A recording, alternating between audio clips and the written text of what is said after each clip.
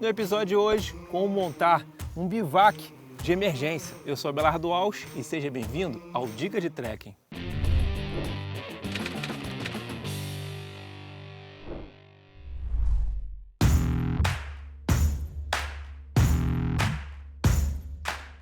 Antes de mais nada, o que seria um bivac?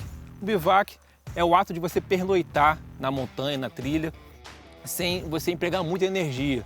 Então você faz uma coisa bem simples para dormir. Então esse é um bivac. E o porquê de um bivac de emergência? Vou explicar uma história que eu passei no final de semana passado na montanha. E como o trabalho era de apenas um dia, eu voltaria no final da tarde, eu não tinha levado nenhum isolante térmico, saco de dormir, nem uma barraca, nem uma lona dessa, que na verdade é um poncho. Não levei nada. O que eu levei? Um saco de dormir de emergência. Esse aqui é um saco de dormir de alumínio. Então qualquer trilha que eu faça, eu sempre ando com um saco de dormir desse de emergência. Eu tava com um casaco pluma de ganso.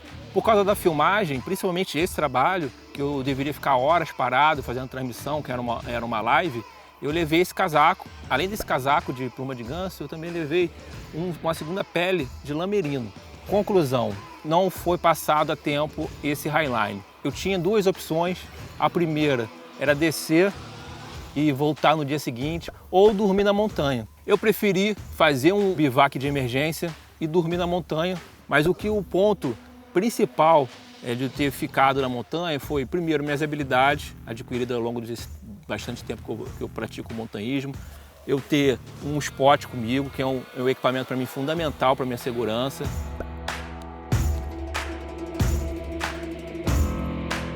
O principal você ter uma noite boa de sono é você conseguir isolar o seu corpo do chão, isolar você do vento ou da chuva e você ter aquecimento. Então o que eu fiz? Eu transformei todos os meus equipamentos que estavam dentro da minha mochila em isolamentos para o chão. Eu consegui lá no dia um isolante desse térmico, prestaram um travesseiro e também uma manta. Só que eu estava junto com o meu assistente. Como eu só tinha um isolante térmico, que ele é feito só para uma pessoa, o que eu fiz? Eu priorizei o tronco.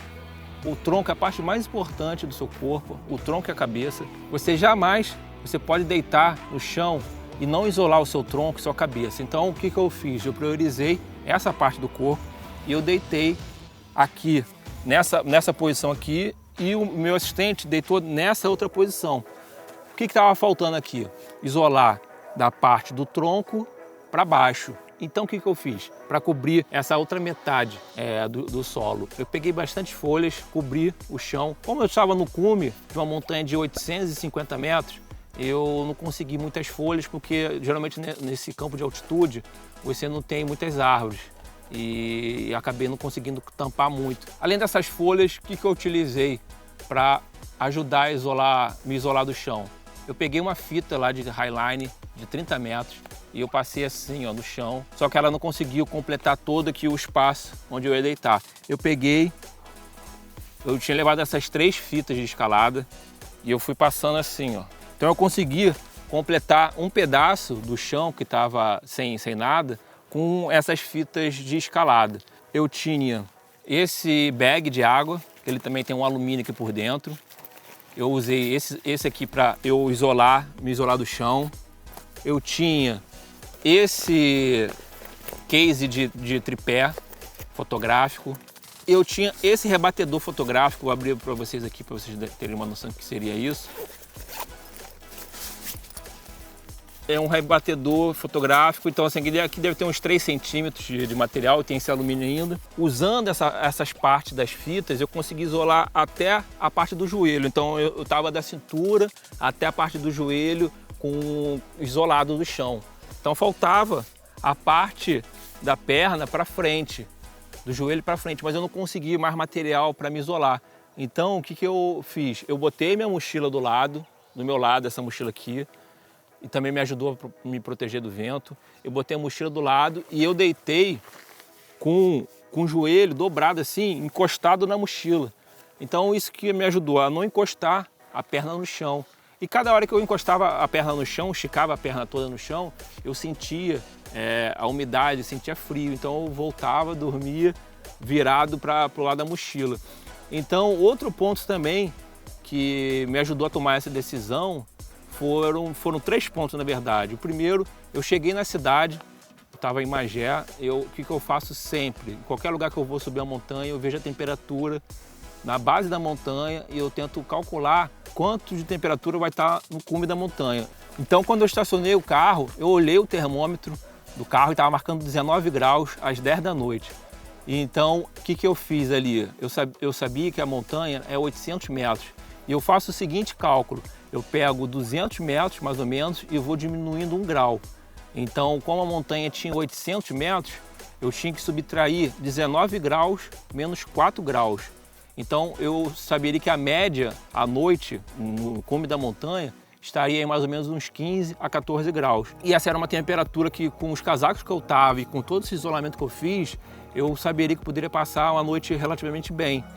E eu perguntei também ao pessoal que estava dormindo lá, o pessoal estava trabalhando já uma semana no Highline, então eles estavam dormindo lá no cume, sem nenhuma barraca, eles estavam dormindo só em redes, e eles falaram, cara, tá muito tranquilo aqui, tá até calor, tô dormindo às vezes fora do saco de dormir. Então me baseei em cima disso, peguei também, vi se tinha alguma previsão de chuva, eu tinha sinal de internet, eu consegui ver se tinha alguma previsão de chuva. Eu também peguei o GPS para ver o barômetro, ver se ele estava estável. Então também não tinha nenhuma mudança brusca de temperatura.